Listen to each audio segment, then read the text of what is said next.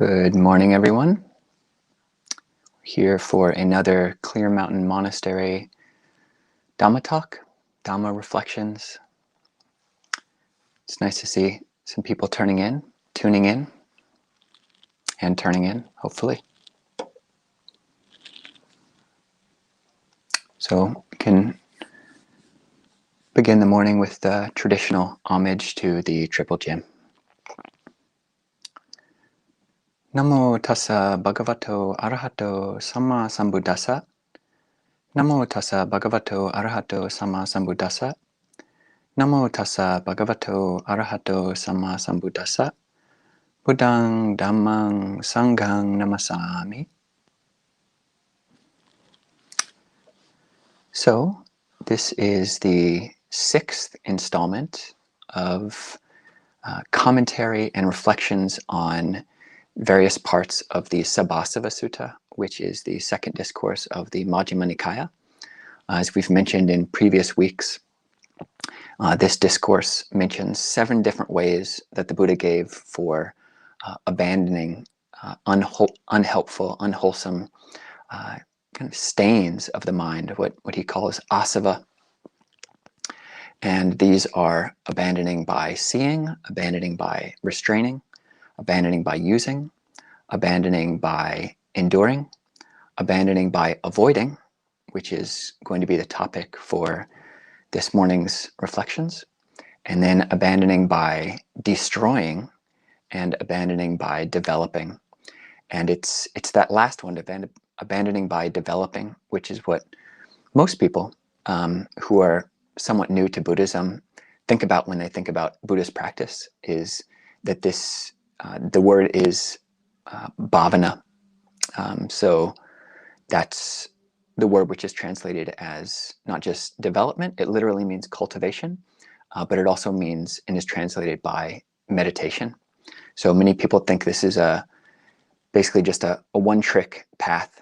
Yeah, we've got just meditation. That's all we have under our belts in our toolkits, is basically just meditating, and then that'll solve all our problems. But in this Sabbasava Sutta, we're given other tools. We're given other means of reflecting on our experience, because our lives are complicated. Our lives and our brains and our minds are variegated. They are complicated, more or less so, depending.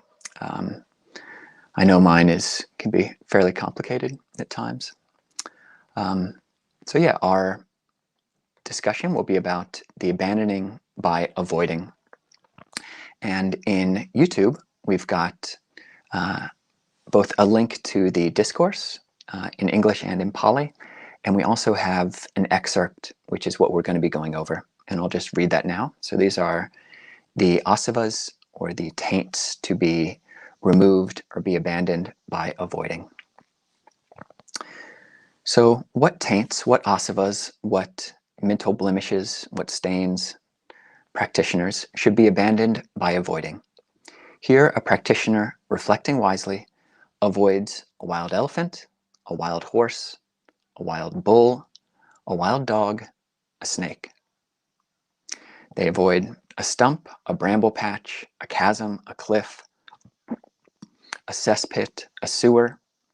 Reflecting wisely, they avoid sitting in unsuitable seats, wandering to unsuitable resorts, and associating with bad friends, since, if one were to do so, their wise companions in the spiritual life might suspect them of evil conduct, while the taints, or the stains, vexation, and fever might arise in one who does not avoid these things. There are no taints, no vexation, and no fever in one who avoids them. These are called the taints, the stains, that should be removed by avoiding. So it's, I think these days, somewhat popular in American Dhamma circles and Buddhist Dhamma circles, as well as teachings from other religions these days, to kind of lump the whole of spiritual practice, either just say all we have to do is meditate, or basically all we have to do is accept, just accept whatever comes up, and then that's the path. And while there is a very important role which acceptance plays in the practice, and on a certain level of practice, at a certain phase or for a certain level of practice, that can be the primary mode of practicing the Buddha's teaching. But as we'll see, as we have seen in this discourse, there is a place which the Buddha gave for abandoning by avoiding certain things. So I thought maybe we would start off this period with maybe 10 or 15 minutes of a bit of turning inwards, even more so. So we can think of this as a guided meditation about what it means to avoid certain things internally. Okay. So people can come to a stable posture.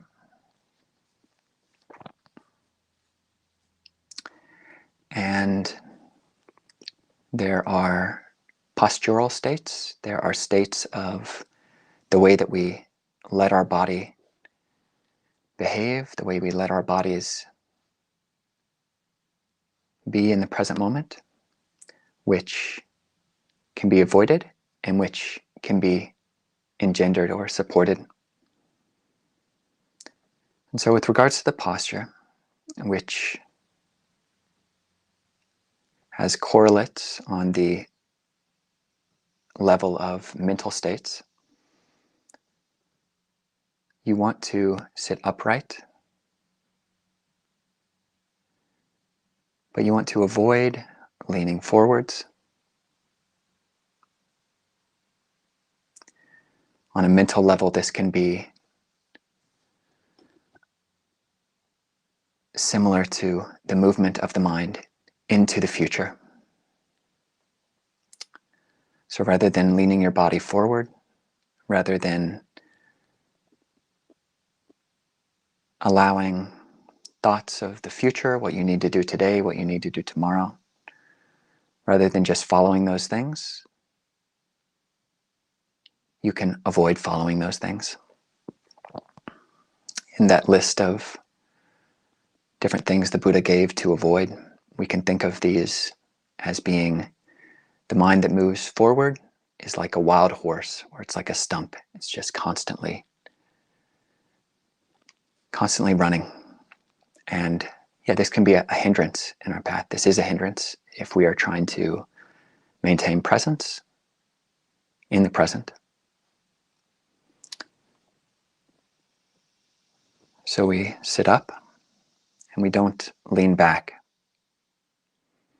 We don't let our body kind of just slump back. If we're in a chair, we don't just fall back onto the back of the seat.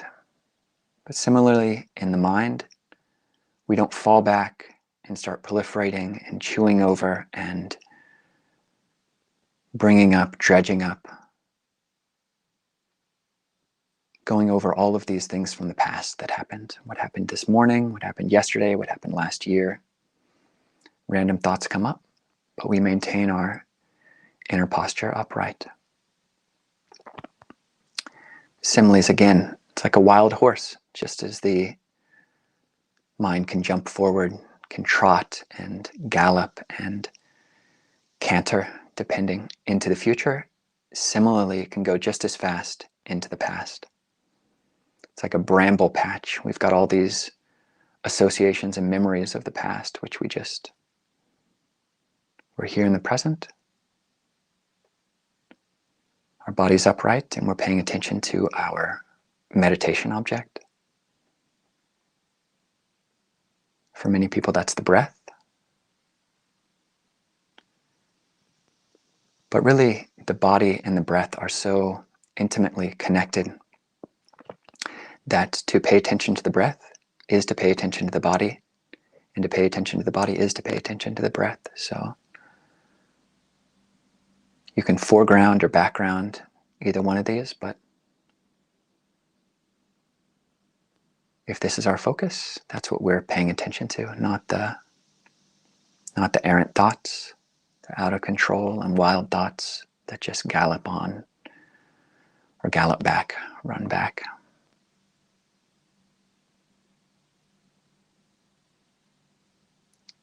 So we're sitting up straight, paying attention to the breath, to our posture. Some people might find that your body actually starts to lean. So if you're not thoroughly awake, it might be good from time to time to actually open your eyes a bit and actually see or sense, and it can be easier with the eyes open, if you're actually leaning, if your body is genuinely tilting to one side. So we don't lean to the left. This is like the mental equivalent of not running after thoughts of sensual pleasure. We don't lean towards all those tasty things that we're going to cook later today, all those delicious things we're going to eat. We don't let our fantasies just run wild with beautiful thoughts of sights and sounds, smells, taste, touch. This mind of craving, this tilting, this leaning of the mind with these similes that the Buddha gave about avoiding can be seen as like a wild dog or like a chasm. So if you've ever seen a dog, especially a hungry dog, if you've ever been in somewhere where there are stray dogs and they are not getting enough to eat on a regular basis, then you might just see them gnawing a bare bone, just chewing and chewing and chewing, gnawing, trying to get some nourishment from this bone which actually has no more flesh on it. It's like a chasm. Once we start leaning in this direction of desire, craving, it's so easy to just fall off the edge. You fall into the chasm, and next thing you know, it's 5 minutes later, 10 minutes later, and you've just been perseverating and chewing over this beautiful thing you're going to consume, this touch which you're going to get.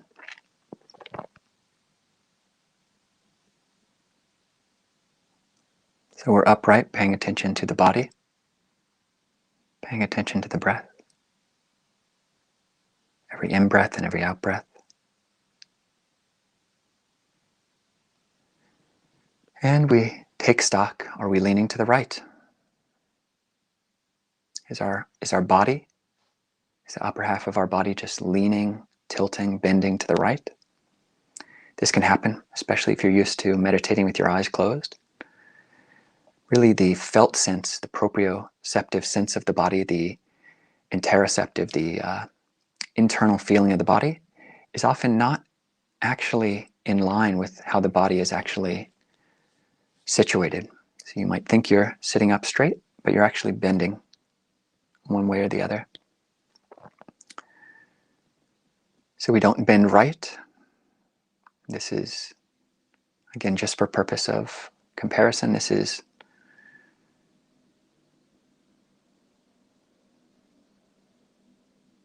similar to the mind which is leaning towards ill will, to aversion, to aversive and angry thoughts. It's like, with the Buddha's similes, it's like a snake, or it's like a cliff.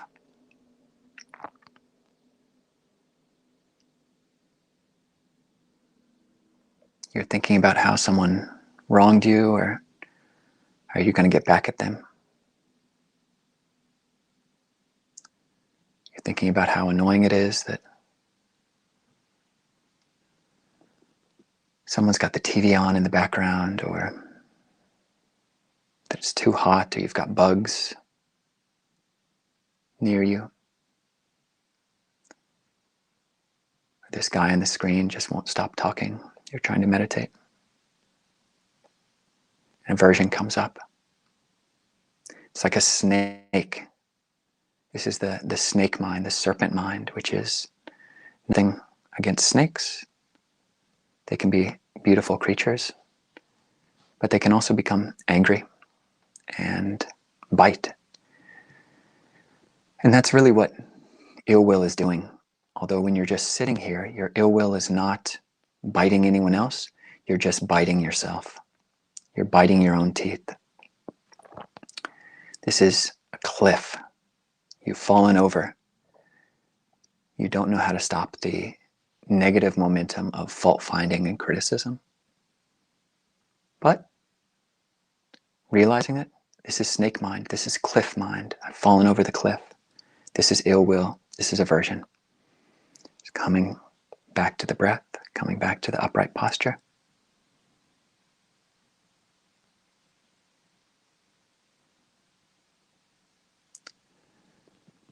Similarly, you're not stuck up. You're not overly taut and tense, your shoulders held up, suspended. Your facial muscles clenched and tight. But you're balanced. This uptight and physically tense body is equivalent to the mental states of restlessness and worry. It's equivalent to the Buddha's simile of a bull, specifically a Red Bull. Yeah, you've got too much caffeine, your thoughts are just running wild. It's like a cesspit in a way. You're just constantly riling things up. This kind of garbage producing mind. Maybe it's garbage, or maybe you're thinking about useful things. But at any rate, when we come to sit, if our intention is to be in the present and to learn how to let go, to practice the art of choice, the art of meditation, then we don't want to follow those things. We don't want to play in the cesspit. We don't want to be riding on the Red Bull, or just tight and tense with tension and anxiety and restlessness.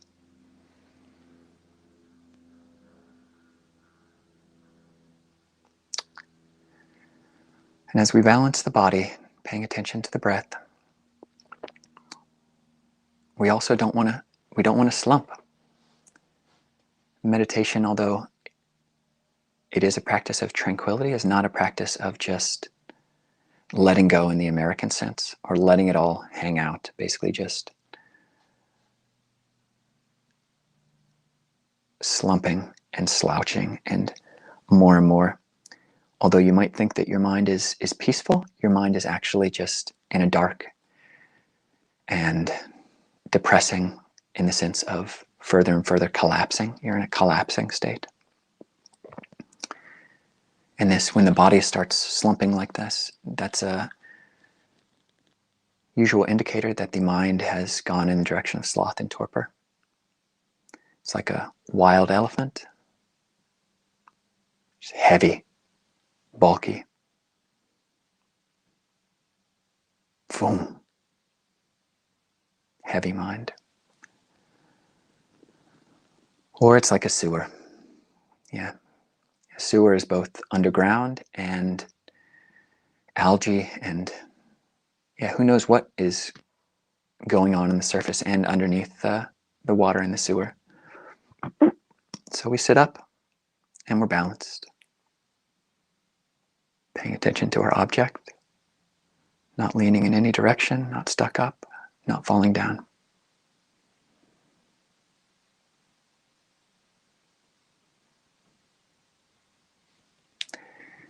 And you can think of these things in miniature. We've had about 20 minutes of describing this process in detail, but really anytime you sit to meditate, you can go through these 6 directions: forward, backward, left, right, up, down. And just make sure you're somewhere in the middle. You're balanced. at ease right here.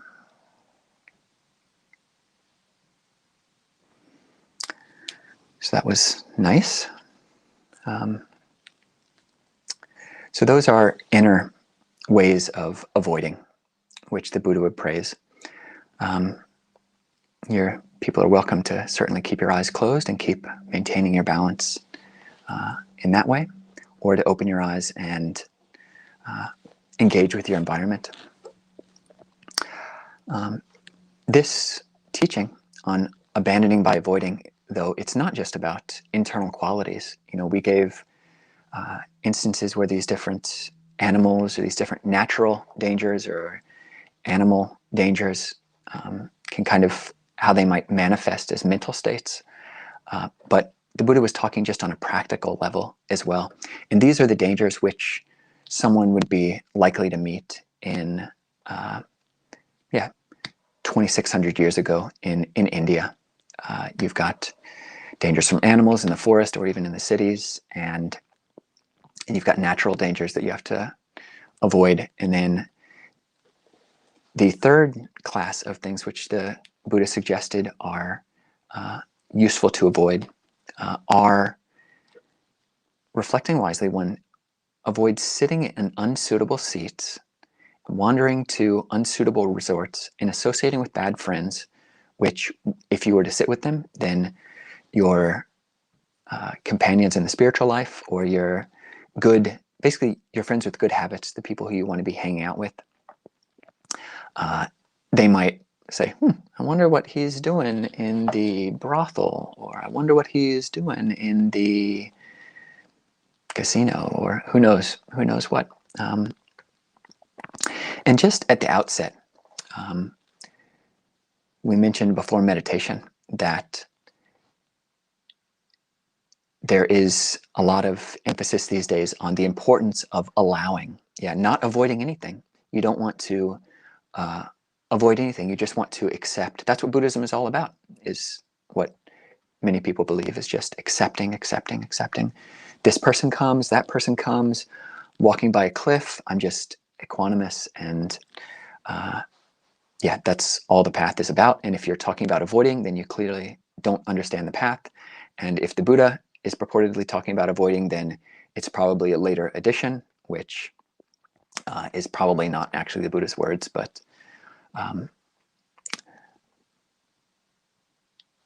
there, in a bit, we'll go over the things which the Buddha is not advocating avoiding.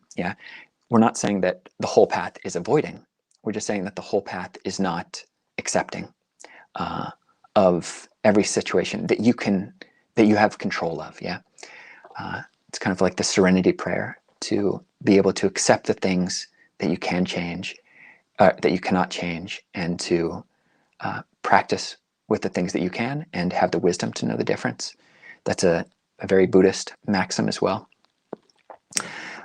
But for these things we can change, and things that we can avoid, there is a place for that. And just as the Buddha was recommending that people in his time, avoid these natural dangers, again, we would, in 20th century, 21st century, anywhere we live, dangers from cars, dangers from reckless drivers, dangers from literally polluted environments, landfills.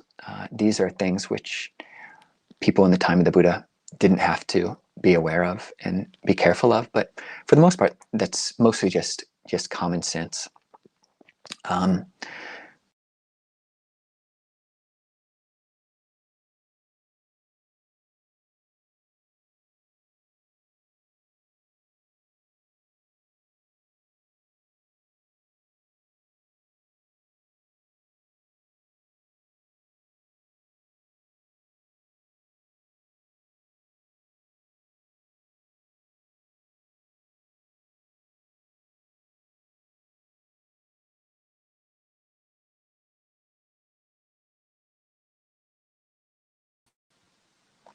Okay, sorry for that break. Where the Buddha's kind of insights are useful to consider are on this human level of, what does it mean to avoid unsuitable seats, to avoid what he calls unsuitable resorts and avoid bad friends. What does that mean, bad friends? Is the Buddha calling some people bad? Or what does that mean? Is he talking about Christians? Is he talking about Muslims? In short, spoiler, no, he's not. But there are people who have bad habits or who are engaged in bad habits. And when someone's engaged in a bad habit, then that person is a bad friend at that point in time, if you are susceptible to that. And again, the Buddha isn't saying, sometimes we can't avoid these external things. It might be part of our job that we've got to deal with a boss who is overbearing and controlling and engaging in gossip and unwholesome aspects and ways of speaking. And to some extent, there could be a place for avoiding that person, but certainly not all the time. So I think similar to these wild animal or natural similes, which the Buddha is giving, these natural examples, sometimes you can't. You're walking along the road and there comes a wild dog, or you come up to a stump, or if you're in the forest, you come up to a bramble patch, or you're at work and you're doing your job and you're being a good meditator and Buddhist and having a great day, and then your coworker or whoever it is who loves to gossip just comes up and starts, spewing all of this toxic material in your direction. And this has come up.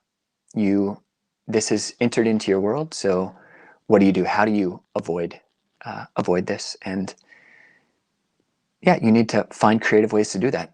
The answer to when you see a wild elephant, or in America, when you see a wild dog, or on the street, or you come up to a briar patch, the answer isn't always go left. The answer isn't always go right. It really depends on the situation and the instance. And similarly, when you come across, people who are engaging in unhelpful and unwholesome habits, if they've manifested in your world, then you need to have the wisdom and use your wisdom faculty to figure out how to skirt the situation, if that's possible. So we could speak more about that. We might later if there was time. But just to go into the things which the Buddha was not saying to avoid. So the Buddha wasn't saying to avoid work, for instance. The Buddha did design a monastic life for people, and for monastics and even for lay people. In the Metta Sutta, there's the Pali is apakiccho, so one is of few duties. So living a simple life, one has few duties. And if you can arrange your life such that your work isn't imposing, then that's great. But if whatever your lot in life, whether you're a monk, whether you're a lay person, you don't want to shirk the duties that are incumbent upon you. And it's not the case that you come to the monastery and you're totally free from duties. I mean, a lot of friends will, or a lot of people will go to monasteries and think, basically the whole time is just meditating, and then you come to the meal. But you go to most monasteries, and if you're staying there overnight, there's going to be a work period. And if your philosophy is to just avoid it, because you want to, quote unquote, cultivate wholesome mental states, then you're not going to be able to stay at that monastery very long, because people don't like malingerers. People don't like people who shirk work. So we're not trying to avoid work. Other things that we're not necessarily wholly trying to avoid are, say, deep issues in our life, in our minds, fears, mistakes, different trauma. These things can come up in meditation, and you need to know for yourself if this has to be the time to deal with these underlying deeper obstructive mental states. And oftentimes, it's not the time. You don't have to deal with all of your, if you have any trauma, if it just comes up, it might just skim the surface of your mind and, just pass by the surface of your heart. And you don't necessarily have to delve in just because it manifests. It might just go away. But if it doesn't go away, if you have, persistent fears which arise, you shouldn't just take a catch-all stance that I need to avoid this. I need to avoid anything that's not my meditation object is against the rules and it's not to be cultivated right now. And while sticking to one's meditation object, especially if it's broad and expansive and you've got a good relationship with it, that's beautiful. And that's, yes, the more we can collect the mind, that's really what we're doing, stilling the mind and bringing it to singleness and unification. And that does require a degree of non-following of different thoughts. But if, these underlying issues keep coming up, then you're going to have to deal with them at some point. So, you can't just, really we can't. At some point we've got to deal with our deeper psychological issues. So, find a way to do that, whether it's with a therapist or talks with friends or just personal reflection. But if it's possible to stick with your meditation object, things aren't coming up too strongly, then encourage everyone to, really practice wise avoidance of the things that could be avoided, both internally and externally. And when you do that, when you do this, when you practice avoiding things which take you away from the direction that you're heading, you steer clear of the tangents, then if your goal is peace and you're on a peaceful track and you've got a peaceful method, then the mind is inclining towards peace. And it's just, on one level, it's a matter of time. There are practices where you can just accept the present as it is, which is wise practice. But when you can avoid, and that's wise, then there's place for that too. So end the talk with that and open it up for questions if anyone has any questions. Just highlight one. So this is a good point. So bad friends, it seems like an oxymoron. Yes, you are right. It comes from the Pali. So the word which many people know for good friend or spiritual friend is kalyana mitta. So mitta is equivalent to Maitri in Sanskrit, and it's related to metta. So it's the people who you have, mittas are your friends, basically people you feel warm with. Kalyana mitta, kalyana means beautiful. Those are your beautiful spiritual friends, your friends on the path. But the opposite of that is papa mitta. Papa literally means bad, or is even sometimes translated as evil. And that English word has unfortunate connotations because it does imply an owner. It implies this, we attribute a self to something which is inherently selfless. So you make a good point that in English it is a bit weird to say bad friends. That's literally in the word for that in linguistics is a calque, which is when you take like a flea market. Apparently the English word flea market, came from, I believe it was French, that have a word which literally means flea market. And when it came into English, rather than, just using the French sounding word, we took each part of the compound and translated it. That's a calque. So that's what the word bad friends is. And that's why many translators translate it like that. But what it's pointing to is people who, as we mentioned, have bad habits that you're not trying to cultivate, which you're trying to get rid of.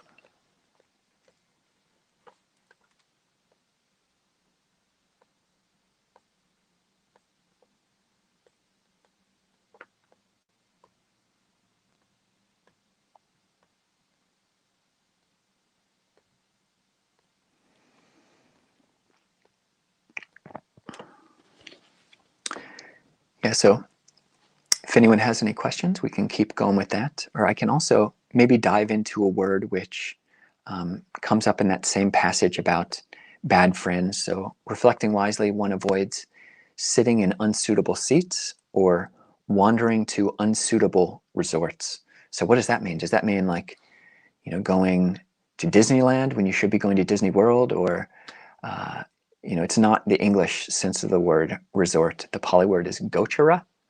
And that's basically the hangouts, or the your third space. So this is a modern term. You've got your home and you've got your work, and then there is your third space, which is the place, your kind of external refuge or your external getaway aside from your home and your work.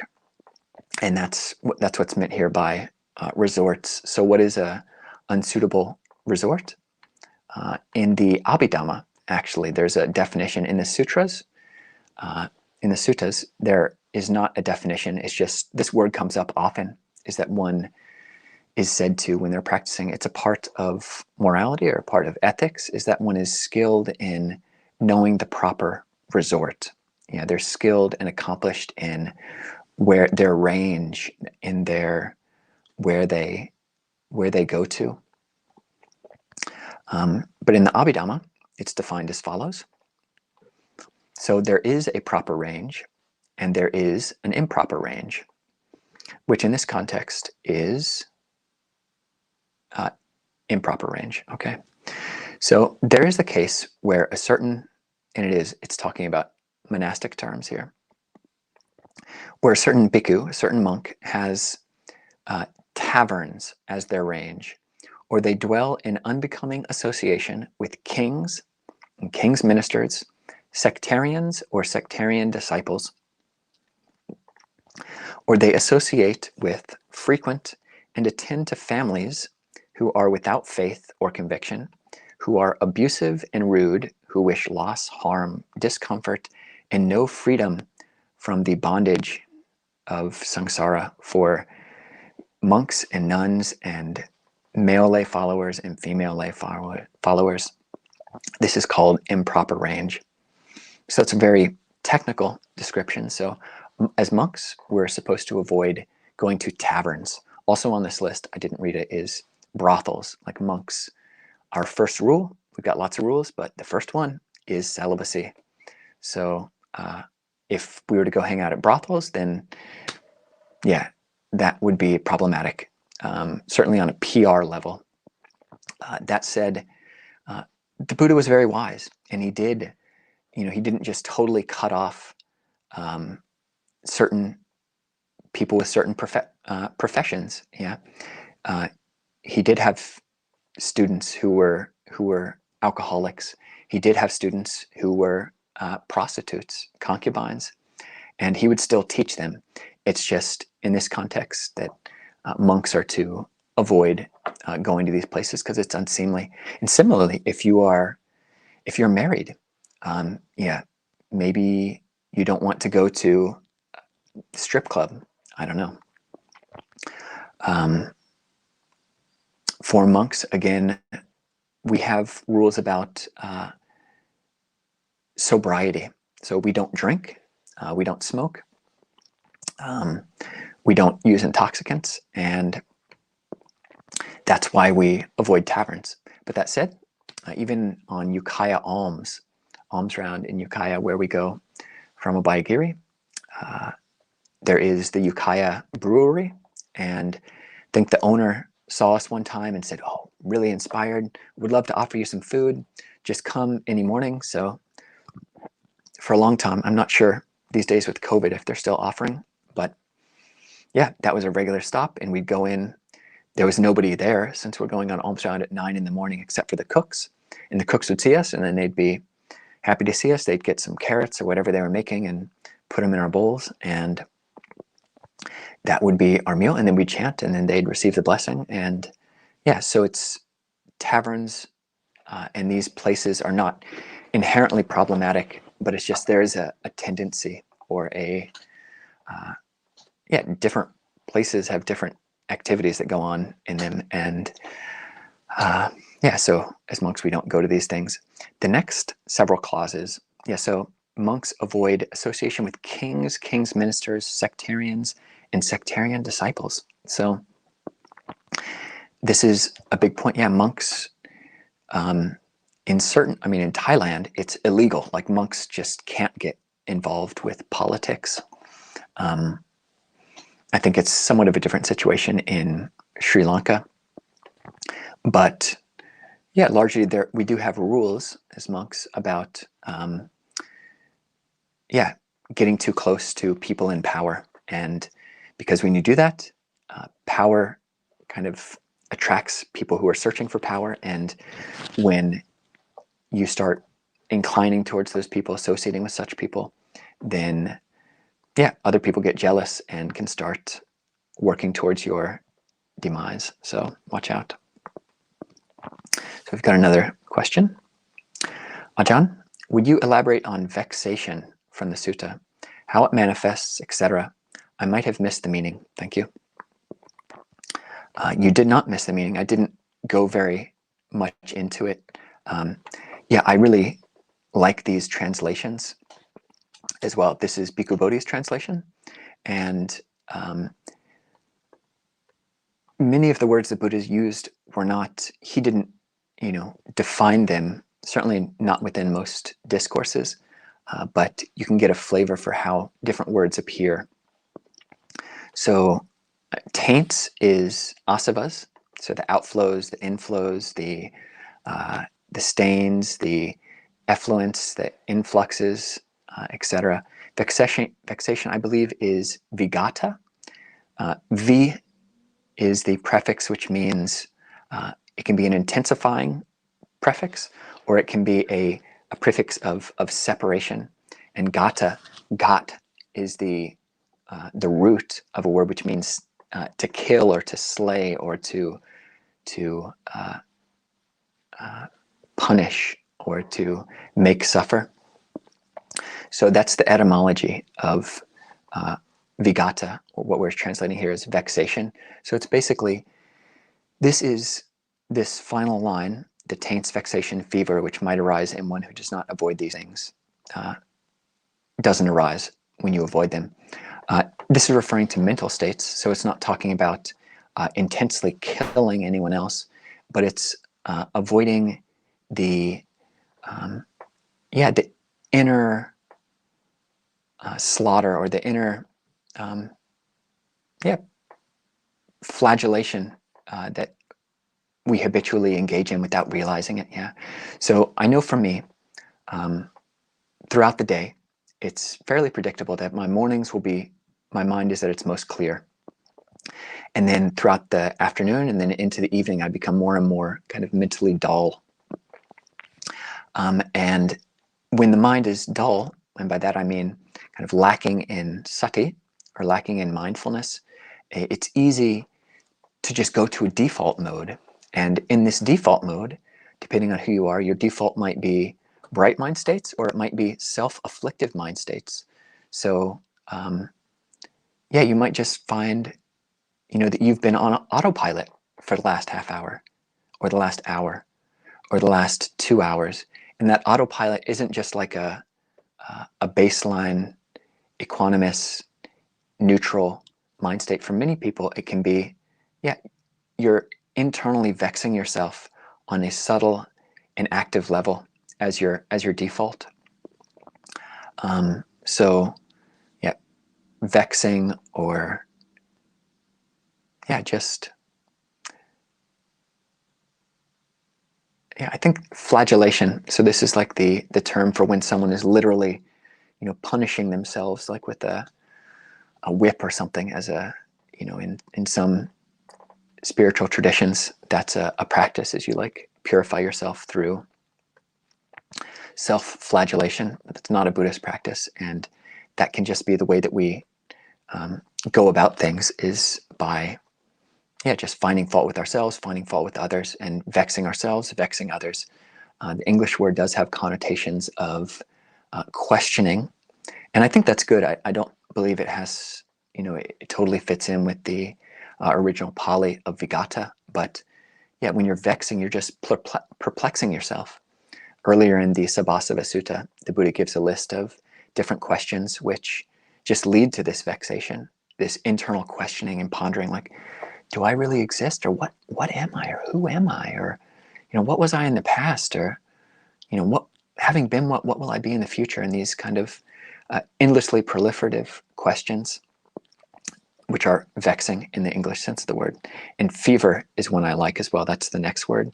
That's parilaha, which literally means fever. And that's the internal heat which we can generate. It's like the psychological thermodynamics. Yeah, it's a fancy way of thinking about it. But